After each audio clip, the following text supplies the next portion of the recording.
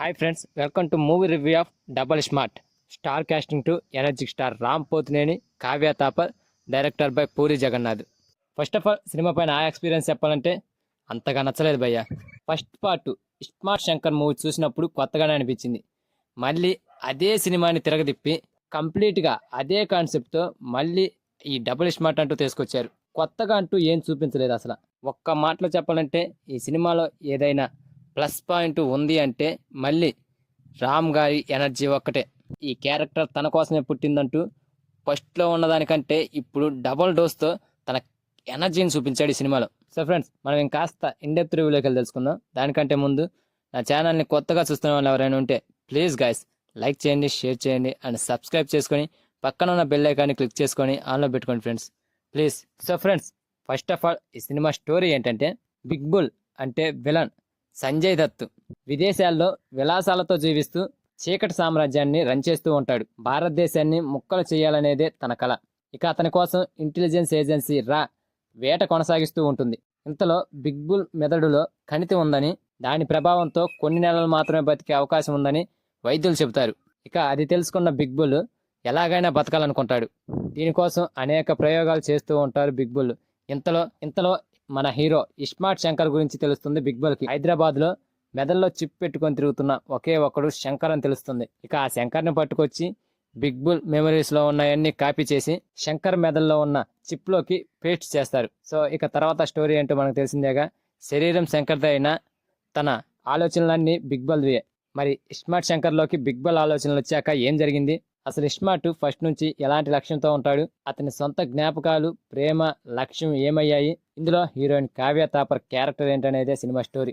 So ఈ స్టోరీని పూరి జగన్నాథ్ గారు ఎలాంటి లాజిక్లు లేకుండా స్క్రీన్ పై ప్రజెంట్ చేశాడు. మా సినిమాలో లాజిక్ వెతకడం అనేది తప్పే, కానీ పూరి జగన్నాథ్ గారు ఈ సినిమాని హ్యాండిల్ చేసిన విధానాన్ని చూస్తే ప్రతి ఒక్కడి కోపం వస్తుంది. 2024లో కూడా ఇంత ఇల్లాజికల్ గా సినిమాని తీస్తారనే అనుమానం రాకమాందో. సినిమా అంతా కూడా ఏదో గందరగోళంగా అనిపిస్తుంది.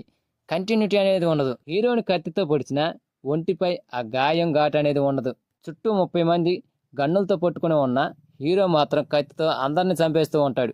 ఇలాంటి ఇల్లాజికల్ సీన్స్ ఈ సినిమాలో చాలానే ఉన్నాయి. సినిమా స్టార్టింగే మదర్ సెంటిమెంట్తో స్టార్ట్ చేయడం, హీరో ఒక లక్ష్యంతో ఉండటం అనేది మొదటి 15 నిమిషాలు ఓ రకంగా బాగానే అనిపించింది సినిమా. దీనికి తోడు హీరోయిన్తో లవ్ ట్రాక్ బాగా కుదరడంతో పూరి జగన్నాథ్ గారు ఈసారి ఏదో మ్యాజిక్ చేయబోతున్నాడు అనిపించింది. ఇక దాని తర్వాత పెద్దగా సమయం తీసుకోకుండా మెయిన్ పాయింట్లోకి వెళ్ళిపోతాడు. బిగ్ బల్గా సంజయ్ దత్ మెరుపును మెరిపించడం బాగుంటుంది. మధ్యలో ఆలి ట్రాక్ పూర్తిగా ఇబ్బంది పెట్టింది. ప్రీ ఇంటర్వ్యూల్లో action sequence, Ram energy, Puri mark dialogues, Kavya Thapar గ్లామర్తో 2 సాంగ్స్తో ఫస్ట్ హాఫ్ పర్లేదనిపించుకుంది ఓ రకంగా.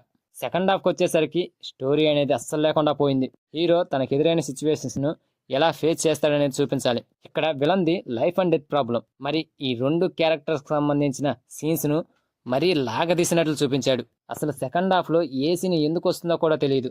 హీరో పవర్ క్యారెక్టరైజేషన్స్ కూడా ఈ వీక్ నేరేషన్ వల్ల అయోమయంలో పడిపోతుంది. వీటన్నిటి మధ్య ఆలీ గది కామెడీ ట్రాక్ ఒకటి వస్తుంది. అక్కడ ఏమన్నా నవ్వుకోవచ్చామో, రిలీఫ్ ఉంటుందేమో అనుకున్నాం, కానీ అది మరీ తలనే బుట్టిచ్చింది. ఇక ఆ తర్వాత ఒక్కసారిగా వచ్చి పడ్డ మదర్ సెంటిమెంట్ పెద్దగా వర్కౌట్ కాలేదు. ఇలా సెకండ్ హాఫ్ అంతా కూడా కిచిడీలా తయారైంది. కాస్త కోస్త మంచిగా అనిపించే ట్విస్ట్ను కూడా మంచిగా ప్రజెంటేషన్తో రివీల్ చేయలేకపోయారు. ఇక క్లైమాక్స్ ఫైట్ గురించి ఎంత తక్కువ మాట్లాడుకుంటే అంత మంచిది ఫ్రెండ్స్. వదిలేసేయండి. ఆ క్లైమాక్స్ చూసి లేచి వచ్చేటప్పుడు డబుల్ స్మార్ట్ కాస్త డల్ స్మార్ట్గా మారిపోతుంది. సో అది మ్యాటరు. ఈ డబుల్ స్మార్ట్లో అద్భుతంగా అనిపించిన ఎలివేషన్ ఏదైనా ఉందంటే అది రామ్ ఎనర్జీ ఒకటి. స్క్రీన్పై శివతాండవం ఆడేశాడు. స్క్రిప్ట్ మాత్రం ఇంకాస్త బాగున్నట్టయితే ఈ సినిమా ఇంకో రేంజ్లో ఉండేది. ఇక హీరోయిన్ కావ్య తాపర్ అయితే ఓన్లీ గ్లామర్కే అండ్ సాంగ్స్కే పరిమితమైపోయింది. మర్చిపోయా, ఈ సినిమాకి సెకండ్ ప్లస్ పాయింట్ వచ్చేసరికి సాంగ్స్ థియేటర్లో మంచి ఊపునిస్తాయి. ఇక సినిమాటోగ్రఫీ, ఎడిటింగు, మణి శర్మ అందించిన బ్యాక్గ్రౌండ్ మ్యూజిక్ అద్భుతంగా ఉన్నాయి. సో అది ఫ్రెండ్ సిచ్యువేషను. ఈ సినిమాకి నా రేటింగ్ వచ్చేసి 2.5 అవుట్ ఆఫ్ 5. సో ఈ సినిమా మీరు కనుక చూస్తుంటే మీకు ఎలా అనిపించిందో కామెంట్ చేయండి ఫ్రెండ్స్. అలాగే వీడియో కనుక నచ్చితే ప్లీజ్ గైస్ ఒక సబ్స్క్రైబ్ చేసి వెళ్ళండి.